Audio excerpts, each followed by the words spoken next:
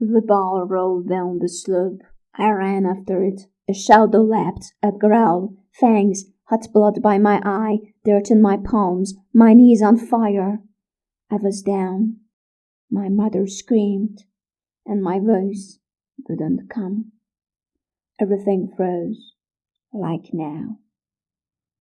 The puppy was still stirring, same eyes, same silence.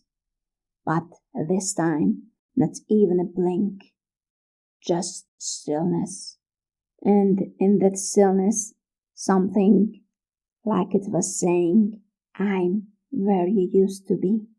And me, just for a second, I was at that same cut again, scared, left behind. But this time, I wasn't alone.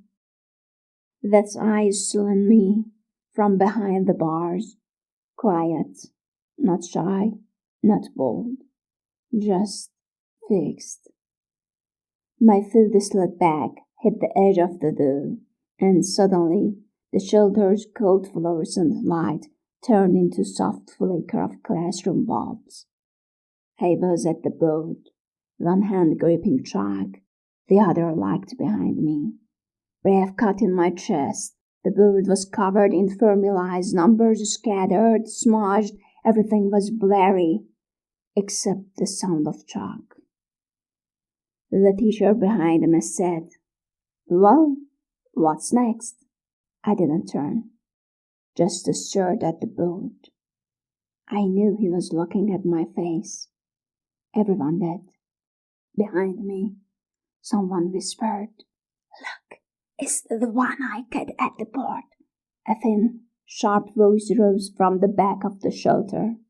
A little boy, maybe 6, hand in his pockets, full of fake confidence, stood in front of the cage and shouted, Don't be scared. See, he's scared. Ha! He got scared. Dad, did you see? His father smiled behind him.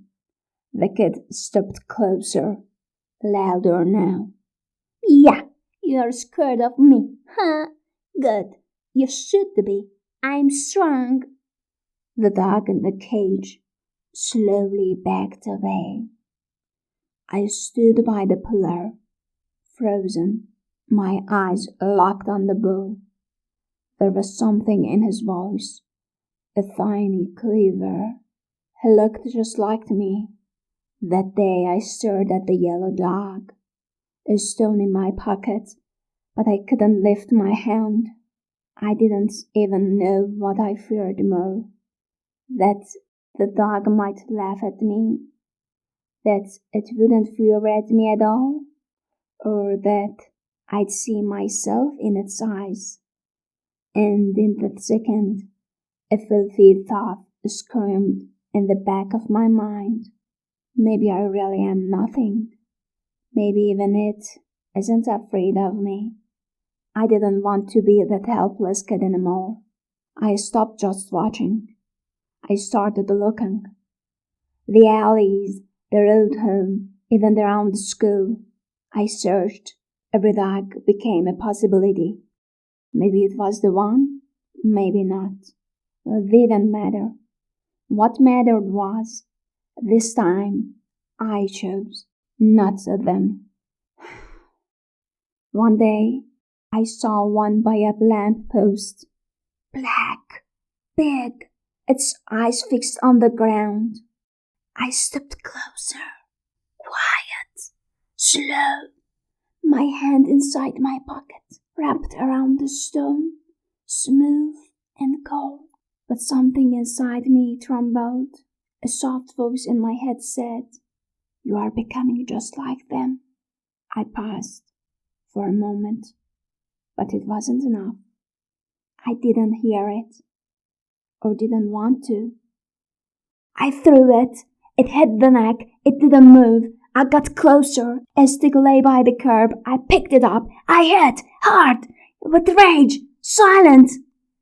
Until it was silent, I stood over it. I waited for the weight to lift. Victory. Something. But there was nothing. only quiet, a kind of vanishing.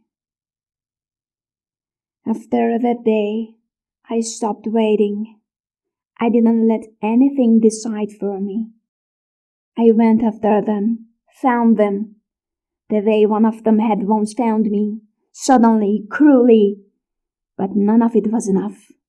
None of it erased that whisper, that quiet sentence in the back of the classroom, that gap between the desks, those eyes pretending not to look.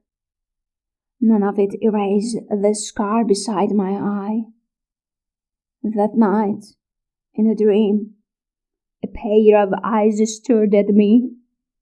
I didn't know whose, just a look, not angry, not begging, just a question.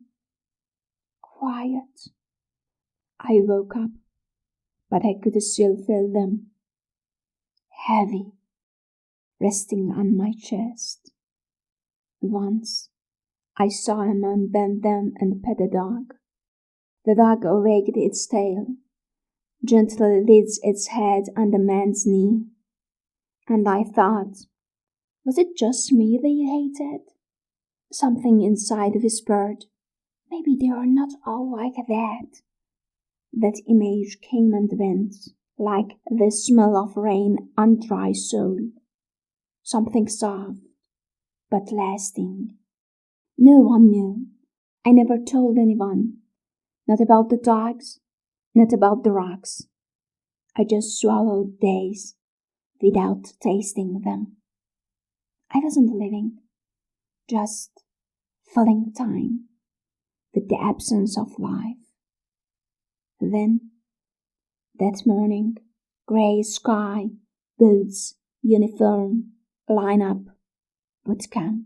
Everything was cold, emotionless, like a neat row of dogs a thief on my face.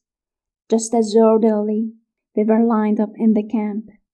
The officer walked through us, slow, measured. He stopped in front of me. He looked at the scar, at the half-shut eye, at the thing everyone either feared or pretended wasn't there. I braced myself for the line I'd heard 100 times. What happened to you? Or worse, keep your head down. But he said, son, you're tall, built well, good looking. That scar will heal. Go to the city and get it fixed. That was it. No pity, no insult, no awkward silence, just a sentence. And suddenly a door opened, and a wall I thought would always be concrete. That night I couldn't sleep, my head filled with images I'd never let myself imagine, a mirror I didn't run from, a white room, hands working on my face. The next day I took leave. Train, road, village, cities. I went to be rebuilt for an eye that had seen nothing but wounds. The surgery ended. The bandage came off. The scar was still there.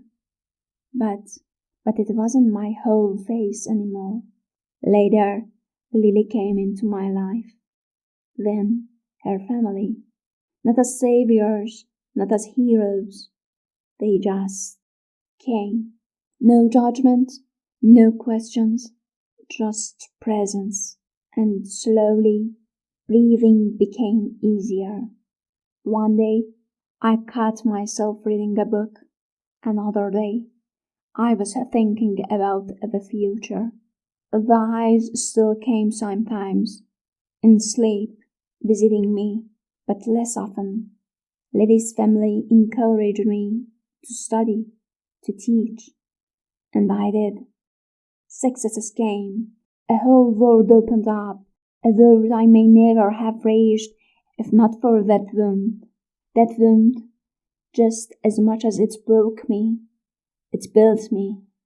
Now, I stand beside a puppy in the shelter, injured, alone, abandoned. Sometimes I stay. I clean cages, change water, hold a pup, tuck another gently into a blanket, not to be a hero, just to stay beside them, beside myself. I don't know if it's a redemption or some kind of peace, but I know one thing. I don't want to fight anymore. Not with them, not with myself.